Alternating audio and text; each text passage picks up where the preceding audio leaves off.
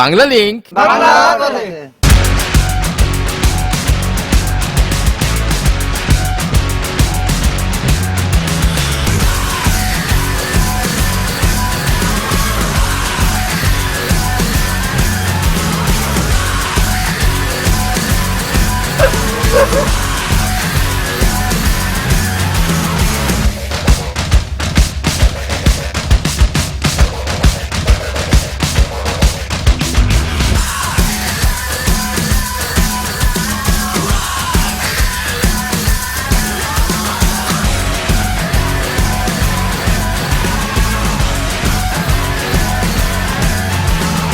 Bangla link বাংলার পথে।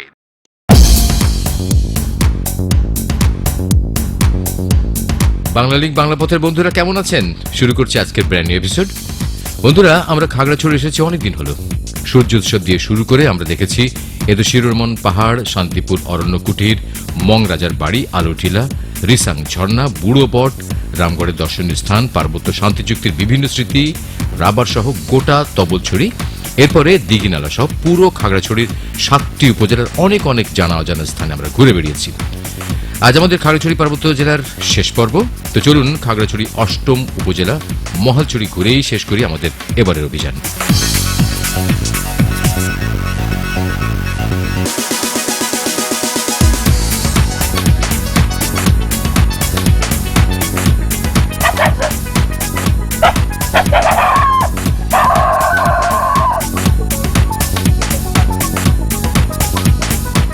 আজ প্রথমেই আমরা এসেছি খাগড়াছড়ি সদর থেকে 15 কিলোমিটার দক্ষিণে খাগড়াছড়ি মহালছড়ি সড়কের পশ্চিমে 207 নম্বর নুনছড়ি মৌজায়।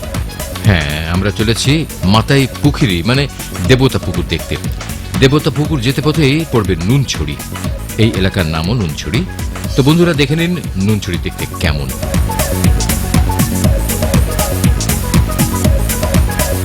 বন্ধুরা, আমি এখন নুনছড়ির উপরে। Nunchhari, wow, nice.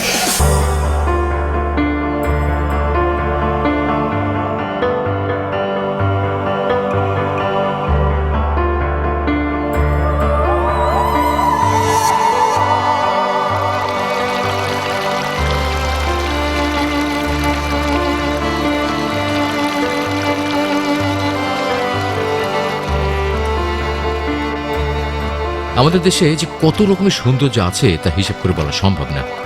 এটি একটি পাহাড়ি ছড়া বা নদী। আলোটিলা পর্বতশ্রেণীর উপর থেকে এই ছোট্ট পাহাড়ি নদীটি বয়ে চলেছে। এখন শীতকাল, তাই পানির ধারা কম। বর্ষায় এর রূপ হয় অপরূপ। খাগড়াছড়ির অন্যান্য ছড়াগুলো থেকে এটির আলাদা বৈশিষ্ট্য আপনারা নিজেরাই দেখছেন। পুরো ছড়াটিতেই ছড়িয়ে আছে ছোট বড় পাথর। এর মাঝ দিয়ে বয়ে চলে নুনছড়ি। শুনেছি নুনছড়ির একটু উপরে গেলেই একটা মনোরম ঝর্ণা দেখতে পাওয়া যায়, তবে যেতে হবে অনেক দূর। তাছাড়া শীতকালে ঝর্ণাধারা একেবারে ক্ষীণ থাকে, তাই ওদিকে এখন আর যাব না। আমাদের যেতে হবে পাহাড় ডিঙিয়ে মাতাই পুকুরিতে। চলুন।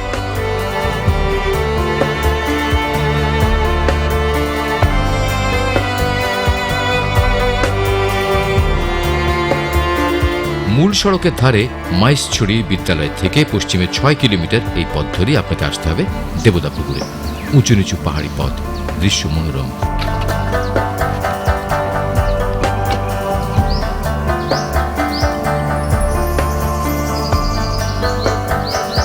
আজকে পাহাড়ে ওঠার অনেকগুলো ভুল, তার মধ্যে প্রধানতম ভুল হচ্ছে আমাদের সঙ্গে পানি নেই। পানি পাইতে হলে আরো অনেক উপরে যেতে হবে।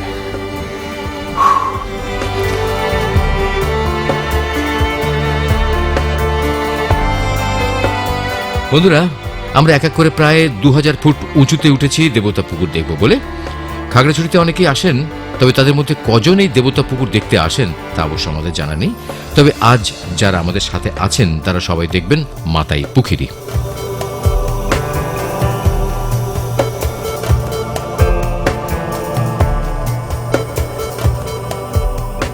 দেবতা পুকুর।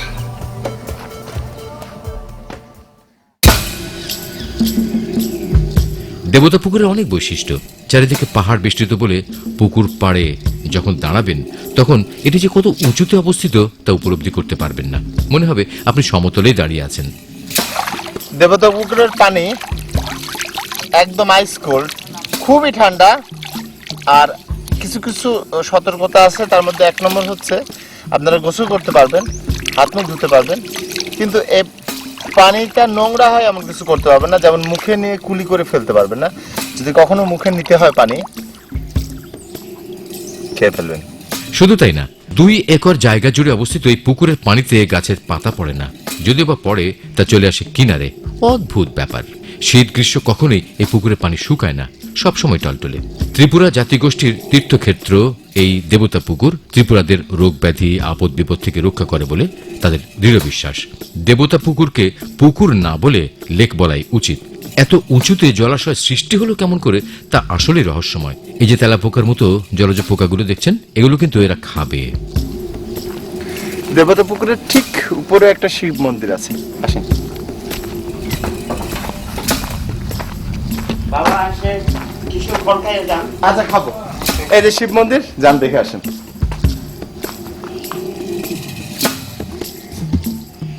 দেবতা পুকুরকে ঘিরে প্রতি বছর বৈশী উৎসব হয়। ত্রিপুরাদের নববর্ষে এখানে মেলা বসে, তখন ছাগল, শূকর, মোরগ ইত্যাদি বলি দিয়ে পূজা অর্চনা হয়। অনেকে মানতস্বরূপ পশু পাখি অবমুক্ত করে। এখানে তান্ত্রিক পূজাও হয়। আচ্ছা বাবা, ফল খাইয়ে যান একটু। Thank you. আতিথেয়তা পাহাড়ের উপরে।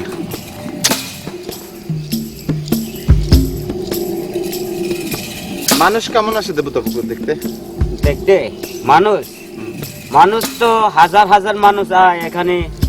যে সময় চৈত্র মাস পরের দিন, এই সময় তো বহুত আয়। এই সময় এখানে তখন উৎসব হয়, উৎসব আনন্দ হয়। এখানে পুলিশ পাহারা দেয়। এটা কার পুকুর? এটা কার বলে নয়, তাহলে সবার জন্য পুকুর। আচ্ছা, এই এই পৃথিবী ছাড়া বাংলাদেশ পৃথিবী হ্যাঁ, সবার জন্য পুকুর। এটা হলো কোন যুগে সৃষ্টি হয়েছে সেটা জানিনি। হ্যাঁ, সেটা জানিনি, আমার আব্বা আজু পর্যন্ত জানিনি। হ্যাঁ, হ্যাঁ, হ্যাঁ। কিন্তু ভগবানই বানাইছে এই পুকুরটা। কত বড় এই পুকুরটা? এই পুকুরটা লাম্পা, অনেক দূর, অনেক দূর লাম্পা আছে। এদিক দিয়ে এদিক দিয়ে যায়। এখানে কোনো নৌকা নেই কেন? নৌকা থাকলে তো নৌকা কোন জায়গায় নৌকা পাবো? নৌকা থাকলে পারে যে নৌকা চড়ে যাওয়া যেত। নৌকা না থাকলে কি করব? নেই না?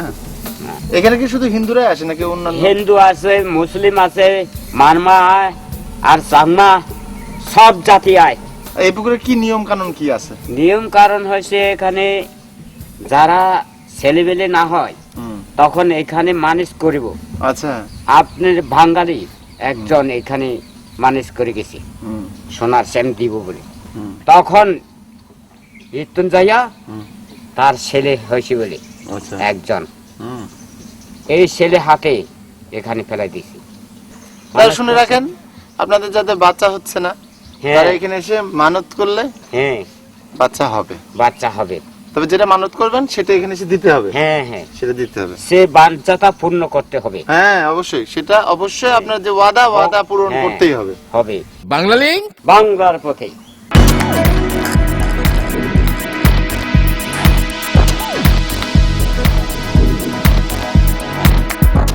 হ্যাঁ বন্ধুরা, আমরা চলছি মহালছড়ির দিকে। আর যেতে পথে আপনাদের জানিয়ে দিই গত পর্বের কুইজের উত্তর ও বিজয়ীর নাম।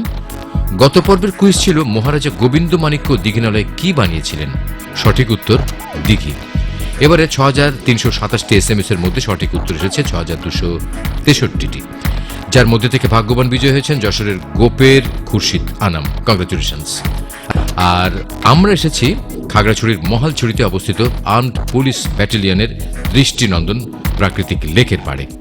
রাস্তায় সাইনবোর্ড দেখেই মূলত আমরা এখানে এসেছি। এই জায়গাটিকে একটি আদর্শ পর্যটন কেন্দ্র হিসেবে গড়ে তোলার চেষ্টা চলছে। এখন অনেক কাজ বাকি অবশ্য। হয়তো কয়েক বছর পর আপনারা এখানে আসবেন পিকনিক করতে।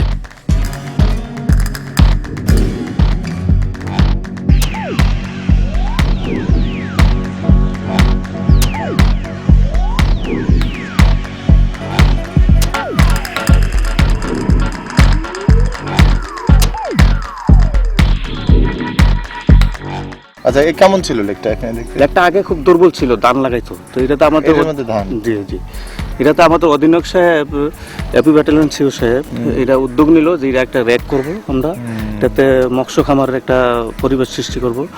তো আমাদের এই বর্তমান অধিনায়ক সাহেব আসার পর এটাতে ওই কিছু অনুদান দিয়া কিছুদিন আগে এটা কাটানো হচ্ছে। বার্তা দেওয়া হ্যাঁ, বার্তা দেওয়া হচ্ছে, কালবার দেওয়া হচ্ছে। আচ্ছা, আচ্ছা। এবং এই পুকুরে প্রচুর দিক থেকে গাছ আপনারা নিজেই দেখতে পারতেছেন, গাছ লাগাইতেছে এবং এটা একটা দৃষ্টি আকর্ষণ ব্যবস্থা। নৌকা কি চালান নাকি? হ্যাঁ, নৌকা আছে, স্পিড বোটও চালায়। স্পিড বোট হ্যাঁ, চালান নাকি? স্পিড বোটের জন্য দুইটা স্পিডের জন্য ডিমান্ড দেওয়া হয়েছে, পাল দিয়া স্পিড করবে। আমাদের সাহেবের উদ্যোগটা এটা কি আচ্ছা, ভালোভাবে একটা পরিবেশ গুলো সুন্দর করতে হবে, আরো সুন্দর করবে, আরো সুন্দর। একটা ঝুলন্ত ব্রিজ হলে তো আরো ভালো হয়। হ্যাঁ, এখান থেকে একটা ঝুলন্ত ব্রিজের একটা সিদ্ধান্ত নিচ্ছে আমাদের সাহেব। আচ্ছা আচ্ছা, ভেরি গুড। এখান থেকে ওই আমাদের মুক্তাঙ্গন পর্যন্ত একটা ঝুলন্ত ব্রিজের সিদ্ধান্ত নিচ্ছে সাহেব।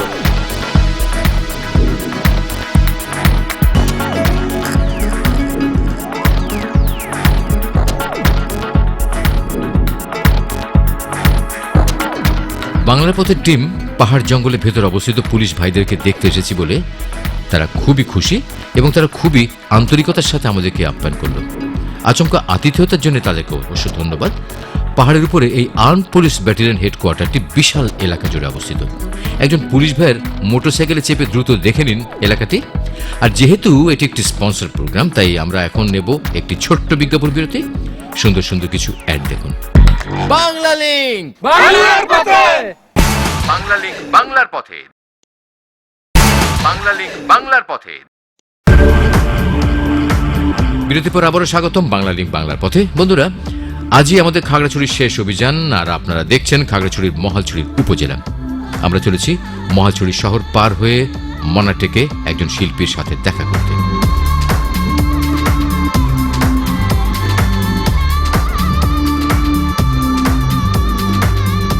নন্দরানী চাকমার বাড়ি যাবো। মনাটেক এই যেতে হবে, এটা ব্যাগ দেন, ব্যাগ দিয়ে দিন।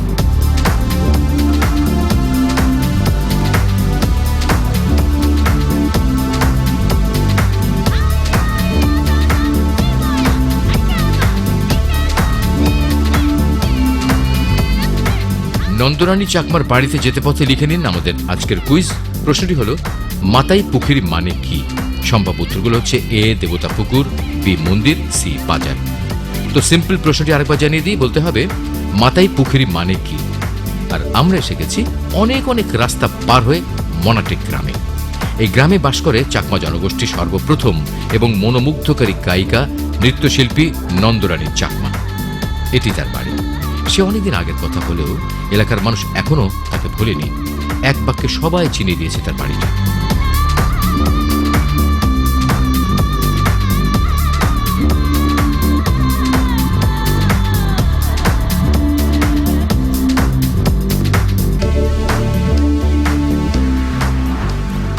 আপনি কত বছর বয়স থেকে গান করেন? আমি তো গান গেয়েছি বহুত পুরন হয়েছে, 20 বছর পর্যন্ত গান গেয়েছি। আচ্ছা, তারপরে? তারপরে বাদ দিলাম আর কি। আচ্ছা, নাচ করতেন? হ্যাঁ, গান নাচ বাদ দিলাম। 20 বছর পরে গান নাচ সব বাদ দিয়েছি। কারণ আমি সাংমা মেয়ে তো দুর্নাম বদনাম করলে এবার আমার সাংমার জাতির হনয় কিছু ইয়া নয়। আপনি গান শিখছেন কার কাছে? আমার গান আমি শিখছিতে আমার আজু একটা আছে তো, আজু আমার এক গান শিখাইছি। আপনি কোনো পুরস্কার পেয়েছেন? হ্যাঁ, গান গান গেয়েছি, পুরস্কার পেয়েছি। তো সেখানে পুরস্কার দিয়েছে, টাকা বেশি দিয়েছি। টাকা? হ্যাঁ, টাকা বেশি দিয়েছি সেখানে। আচ্ছা আচ্ছা। একেবারে যখন আমি গান করব তখন মানুষ করে এই আলো বাতি আলো পর্যন্ত দেখানো যায়। আচ্ছা, অনেক লোক আসে? অনেক লোক। যখন আমি গান আরম্ভ করব তখন মানুষ এক করে চুপ, নীরব। আমি তো গান গেয়েছি, বহুত জায়গায় গান গেয়েছি। আপনি কি করেন এখন? আমি এখন চাষ করে দিই, এই জলে ডুবিয়ে চাষ। জমি আছে? জমি অল্প আছে, বেশি নয়। ওটাতে চাষ করেন? নিজেই করেন? হ্যাঁ, নিজে করেন। আপনার ছেলে মেয়েরা কেউ গান শেখেনি? না, শিখতে পারি না, টাকা পয়সা লাগে তো। এখন শিখলে মালেন, যখন আমি গান শিখছি তখন তো টাকা পয়সা ন লাগে। আপনি তার গান একদম ভুলে যাননি? হ্যাঁ ভুলে গিয়েছি, সব ভুলে গেছেন? সব ভুলে গিয়েছি। তাও আমাদেরকে একটু শোনান দু এক লাইন। দেখলেন কি শোনাইবো? পূজারিনী হল মন্দির দা, দেবতায় এসেছে ওই, দেবতায় এসেছে ওই। পূজারিনী হল মন্দির দা, দেবতায় এসেছে ওই, দেবতায় এসেছে ওই। ফুলহার তো কথা গেল জলধারা সই, ফুলহার তো কথা গেল জলধারা সই, দেবতায় এসেছে ওই, দেবতায় এসেছে ওই। নন্দরানী চাকমার মতো অনেক শিল্পী আছেন বাংলার আনাচে কানাচে, হয়তো একটা সময় তাদের কথা কেউ মনে রাখবে না। তো যাক সেসব কথা, আমরা এখন এসেছি মহালছড়ি থানায়। এটি এই জেলার সবচেয়ে পুরনো থানা। শতবর্ষী থানাটি দেখতে দেখতে লিখে নিন আমাদের যোগাযোগের মাধ্যম। SMS করুন 01911 আমি আবার বলছি 01911 এই নম্বরে। যারা ইমেল করতে চান তারা tinku.traveler@yahoo.com এই অ্যাড্রেসটি ব্যবহার করতে পারেন। বাংলা লিংক। হ্যাঁ, আমরা এখন চলেছি মহালছড়ি 24 মাইল এলাকায়। খাগড়াছড়ির একমাত্র শহীদ ক্যাপ্টেন আফতাবুল কাদের কাকুলে সামরিক প্রশিক্ষণ ও হায়দ্রাবাদ ক্যান্টনমেন্টে 40 ফিল্ড রেজিমেন্টের আর্টিলারি ইউনিটে চাকরিরত অবস্থায় 1971-এর 5 ফেব্রুয়ারি ছুটিতে ঢাকায় আসেন। 19 ফেব্রুয়ারি নিজের পছন্দের মানুষকে বিয়ে করেন এবং 28 ফেব্রুয়ারি শুধুমাত্র ভাই রাজুকে চললাম রে এই কথা বলে যুদ্ধে যোগ দেন। এরপর তিনি রামগড়ে যোদ্ধা বাহিনী গড়ে তুলে অপারেশনে বের হন। 27 এপ্রিল মহালছড়িতে সম্মুখ যুদ্ধে আহত হলে রামগড়ে নেওয়ার পথে তিনি শহীদ হন। শহীদ ক্যাপ্টেন আফতাবুল কাদেরের স্মরণে তৈরি করা হয়েছে এই আবক্ষ ভাস্কর্যটি। সালাম হে সাহসী বীর।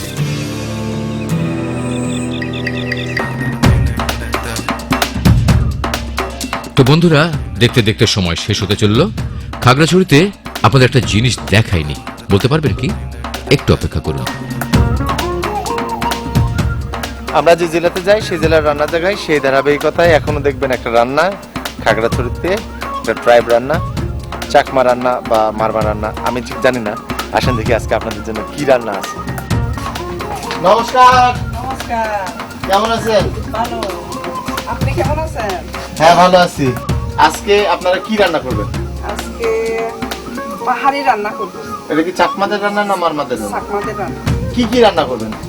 এখন রান্না করব বিন্নি চাউলের ভাত হ্যাঁ, নারকেল দিয়ে। নারিকেল দিয়ে।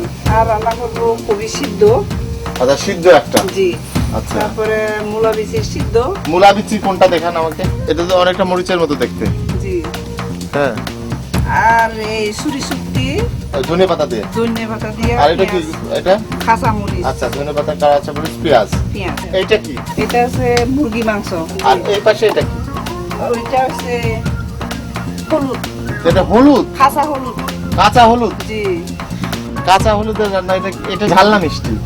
জালও না মিষ্টি না, জাল দিলে পারবো, মিষ্টি হলে রান্নাও পারবো। তাহলে শুরু করেন। আজ হবে 6 পদের রান্না।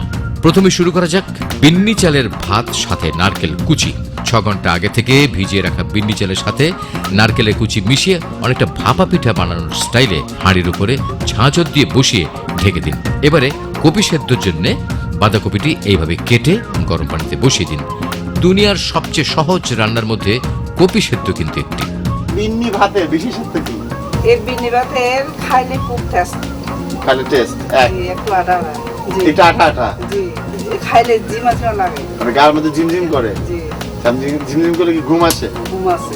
আর একটা কারণ নাকি জ্বর জ্বর ভাব লাগে। মানে এটা খেলে জ্বরও আসে? জ্বরও আছে। বাহ। কম খাওয়া যায়। যত খায়। কম খাওয়া যায় তত ভালো। কপি সেদ্ধ হয়ে গেল, দেখেন। হ্যাঁ, এবারে মূলোর বিচি সেদ্ধ। কপি সেদ্ধের মতোই এটিও দুনিয়ার আরেকটি সহজ রান্না। সেদ্ধ হতে হতে বিন্নি ভাতের অবস্থা দেখে নিন। মূল বিচি সেদ্ধ হওয়া পর্যন্ত অপেক্ষা করুন। এবার মুরগির গুতাইয়া তেল, পেঁয়াজ, মরিচ, মশলা, হলুদ ও লবণ দিয়ে ভালো করে নাড়ুন। মশলা কষে গেলে তাতে আগে থেকে কেটে রাখা মুরগির মাংস দিয়ে ঢেকে দিন। এতক্ষণে আধ ঘন্টা পার হয়ে গেছে, তো বিন্নি ভাত কিন্তু রেডি।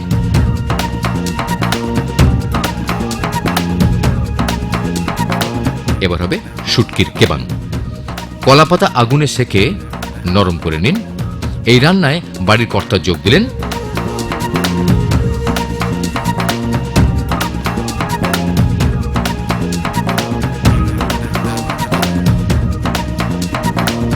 শুড়ি শুটকির সাথে পেঁয়াজ, মরিচ, হলুদ, ধনেপাতা, তেল, লবণ মিশিয়ে কলাপাতায় ভালো করে মুড়ে এইভাবে বাঁধুন। বাঁধন যেন খুলে না যায়।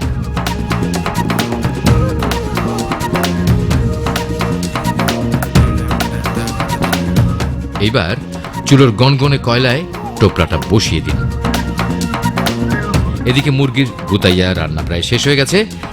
রান্না শেষে এইভাবে গুতানো হয় বলে এই রান্নাকে গুতাইয়া বলে। হয়ে গেল মুরগির গুতাইয়া। এদিকে ছুরি শুটকির কেবাংও রান্না হয়ে গেছে।